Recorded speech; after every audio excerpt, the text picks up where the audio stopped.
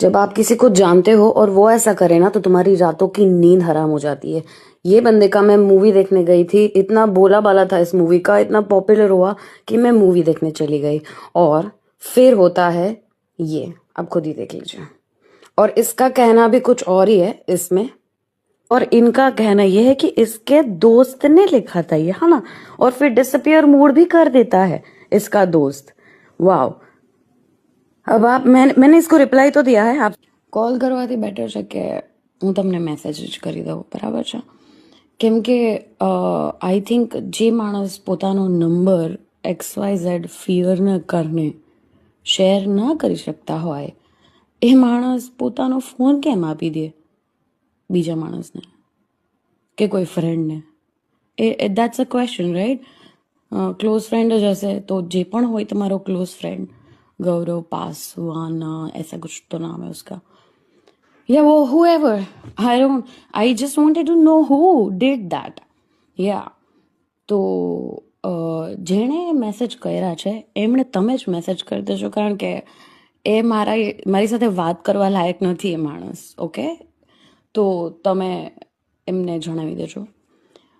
તો તમે એમને ખાલી એટલું કહેજો કે દોસ્ત, જેવી રીતે મેં લાલા મૂવીમાં એક કિરદાર કર્યું છે, બરાબર છે, એ મારી હું રિયલ લાઈફમાં એવો નહીં હોય, કદાચ હું રિયલ નથી એવી રીતે લાઈફમાં, અથવા તો સુહદ જેમણે કૃષ્ણ ભગવાનનું કેરેક્ટર કર્યું છે એ રિયલમાં કૃષ્ણ ભગવાન નથી, એણે ફક્ત કેરેક્ટર જ કર્યું છે, બરાબર છે?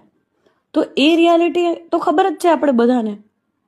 તો એને કે જેવી રીતે તું મને ઓળખે છે કે ભાઈ મૂવીમાં મેં જે કેરેક્ટર કર્યું એ તો બહુ મસ્ત, બહુ સારી રીતે મેં એક એક્ટ કર્યું છે, એવી જ રીતે નેહલ વાડોલિયા એની વેબ સિરીઝમાં એક્ટિંગ કરે છે. શું કરે છે? એક્ટિંગ.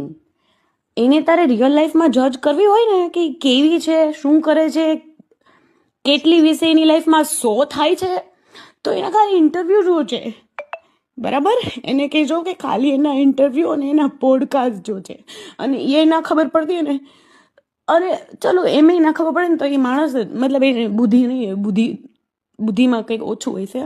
અને કોઈ પણ માણસને છે ને કંઈ પણ કહ્યા વગર, જજ કર્યા વગર ને પોતાની જાતને એના શૂઝમાં રાખી શકવાના, વિચાર કરવાનો. ના જ રાખી શકે કોઈ, પણ એકવાર વિચાર કરવાનો કે પોતાની જાતને એના શૂઝમાં રાખી અને વિચાર કરવાનો કે તમને આવું કોઈ કહી જાય તો તમારી શું ફિલિંગ આવે. તમને ખબર છે હું છેલ્લું ક્યારે મૂવી જોવા ગઈ હતી ને એ મને નથી ખબર, મને યાદ જ નથી હું ક્યારે મૂવી જોવા ગઈ હતી, કેમ કે હું જોવા જાવ જ નહીં. હું બહુ ઇમોશનલ માણસ છું, મને બહુ, હું ક્લોઝ થઈ જાઉં, મારી બધી જ ઘટનાઓ મને યાદ આવવા માંડે. મારી લાઈફમાં એટલું બધું થયું છે, હું અત્યારે એક રેપ વિક્ટિમ છું, ડિપ્રેશનનો શિકાર હતી. પોલીસ અને પ્રશાસન, ગવર્મેન્ટના કારણે હું અત્યારે ઓકે છું, સારી એવી સેફ જગ્યાએ છું. મારો ફોન બધી જ વસ્તુ રેકોર્ડ થતી હોય, everything including WhatsApp, audio calls, everything. કોણ મને શું કહે છે, everything is like reporting somewhere. Okay, તો ઘણી બધી વસ્તુ થતી હોય એમ, મતલબ અગર મને એવું કંઈ લાગે તો હું રિપોર્ટ કરતી હોઉં, બરાબર ને? એ લોકોને પણ ખબર જ હોય. તો હું અત્યારે બહુ જ, મારી કન્ડિશન શું ચાલી રહી છે રિયલ લાઈફમાં એ ના ખબર હોય ને તો વાત નહીં કરવાની, બરાબર? આવા મેસેજ નહીં કરવાના. અને એટલા ચાલાક હે માણસ કે પહેલાં તો જોવે મારા મેસેજ, પછી એ પેલું વન વોચ મૂડ કરે એન્ડ દેન આવા મેસેજ લખે. વાવ, આવા છે તમારા દોસ્ત કે જેમણે આ લખ્યું છે એ? હા, ચલો વાંધો નહીં.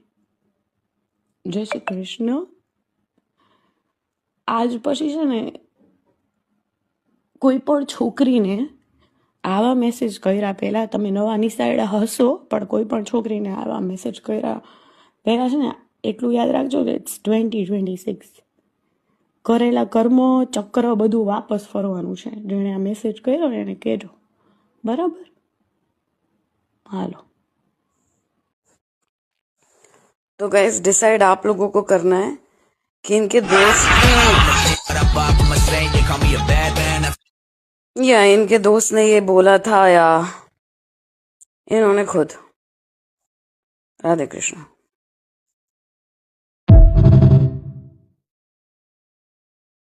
નમસ્કાર મિત્રો, હું કરણ જોશી. છેલ્લા 2 દિવસથી ઘણા બધા હિતેચ્છુઓના મને મેસેજીસ આવે છે કે ભાઈ અમે જાણીએ છીએ તું સાચો છે અને અમે બધા જ તારી સાથે છીએ. એટલે જ હવે જે સાચી અને આખી વાત છે એ જ હું તમને કહી દઉં. તો પહેલાં તો જે આ ઘટના છે એ 5 મહિના જૂની છે, જાન્યુઆરી મહિનાની છે, જ્યારે મારું અકાઉન્ટ છે ને હેક થયું હતું.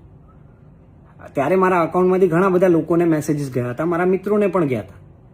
કોઈની સાથે પૈસાની માંગણી થઈ હતી, કોઈની સાથે કામ રિલેટેડ વાતો થઈ હતી અને કોઈને અયોગ્ય મેસેજીસ થઈ ગયા હતા. હવે આ સંબંધિત બેનને પણ અયોગ્ય મેસેજીસ ગયા હતા અને એ દરમિયાન હું મારી ફિલ્મના પ્રમોશનમાં ખૂબ જ વ્યસ્ત હતો, બહુ જ બિઝી હતો. મારા અકાઉન્ટમાં શું એક્ટિવિટી થાય છે એનો મને કોઈ આઈડિયા જ નહોતો. પણ જે મિત્રોને મારા અકાઉન્ટમાંથી મેસેજીસ ગયા એ મિત્રોએ મને કહ્યું કે ભાઈ તારામાંથી કેમ આવા મેસેજો આવે. ત્યારે મને ખબર પડી, એ લોકોએ મને ઇન્ફોર્મ કર્યું ત્યારે મને ખબર પડી કે મારું અકાઉન્ટ હેક થયું છે. અને મેં ત્યારે જ એ જ સમયે તાત્કાલિક ધોરણે મારા ઇન્સ્ટાગ્રામ પેજ ઉપર આ માહિતી જાહેરમાં શેર કરી કે ભાઈ મારું અકાઉન્ટ હેક થયું છે. તો કોઈ પણ મેસેજીસ આવે, કોઈ પણ પૈસાની વાત હોય, કામ રિલેટેડ વાત હોય તો એ રિસ્પોન્ડ ના કરવો જ્યાં સુધી હું રિકવર ના કરું ત્યાં સુધી.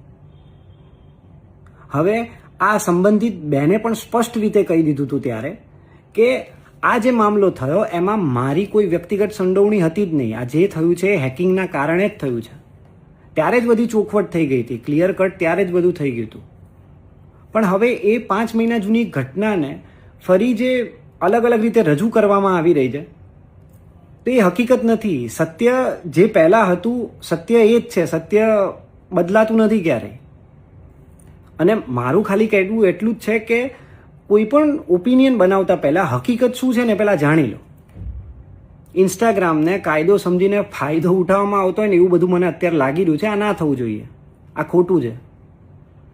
અને દરેક સ્ત્રી સન્માનને પાત્ર છે, દરેક સ્ત્રીનો આદર કરવો એ આપણા બધાના સંસ્કારનો ભાગ છે. મને સાચું શું છે ને એના ઉપર વિશ્વાસ છે બસ. અને આ વિડીયો બનાવવાનો માત્ર હેતુ એટલો જ છે કે તમારા બધા સુધી સાચું પહોંચે. Thank you so much. જય દ્વારકાધીશ.